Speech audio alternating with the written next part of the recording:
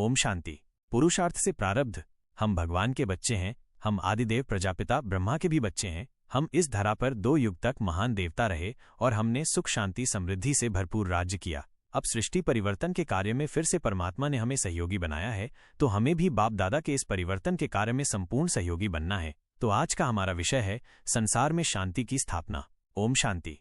मैं एक ऐसी श्रेष्ठ आत्मा हूं जिसको बाबा ने संसार में भेजा है कि जाओ संसार में सुख शांति का साम्राज्य स्थापित करो। तो याद करेंगे, मैंने अवतार लिया है बाबा के साथ संसार में शांति स्थापन करने के लिए। इसको अपने अंतर्मन में बहुत अच्छी तरह संभाले। जब मैं आई हूं शांति की स्थापना के लिए, तो मेरा मन अशांत कैसे हो सकता है? किसी भी मनुष्य के बोल मुझे कैसे अशांत कर सकते हैं? संसार की कोई भी अशांति मुझ पर कैसे प्रभाव डाल सकती है?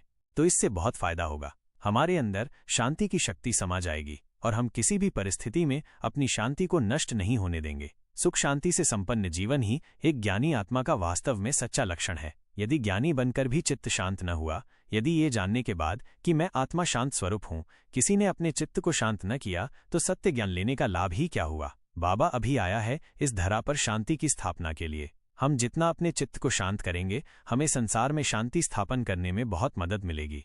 बाबा ने हमें शांत रहने का संपूर्ण ज्ञान दिया है और ये हर मनुष्य के अपने हाथ में है। केवल अपने चित्त को शांत रखे।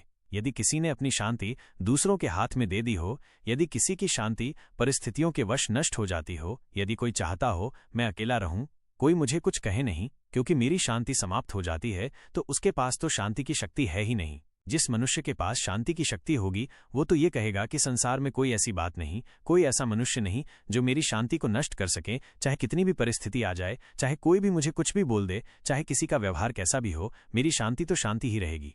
मेरा सुख कोई छीन नहीं सकता, क्योंकि मुझे स्वयं भगवान ने सुख प्रदान किया है। शांति भी मुझे शांति के सागर से मिली है। मेरी शांति ऐसी कमजोर नहीं है जिसे कोई भी समाप्त कर डाले। मेरी शांति तो मेरी शक्ति है।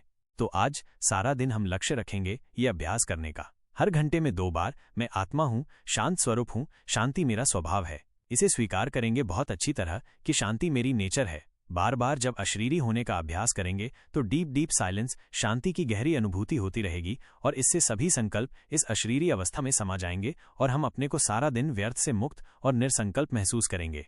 याद रखेंगे, जिसका चित्त जितना ज्यादा शांत होता है, जिसका मन जितना ज्यादा निरसंकल्प होता है, उससे उतने ही पावरफुल वाइब्रेशन सारे संसार में फैलते हैं और वो संसार का कल्याण करता है। साथ साथ हम कल्प वृक्ष की जड़ों में बैठकर बाबा से शांति की किरणें लेकर इस संसार में भी फैलाएंगे, पूरे कल्प वृक्ष में भी फैलाएंगे, क्योंकि हम पूर्वज हैं।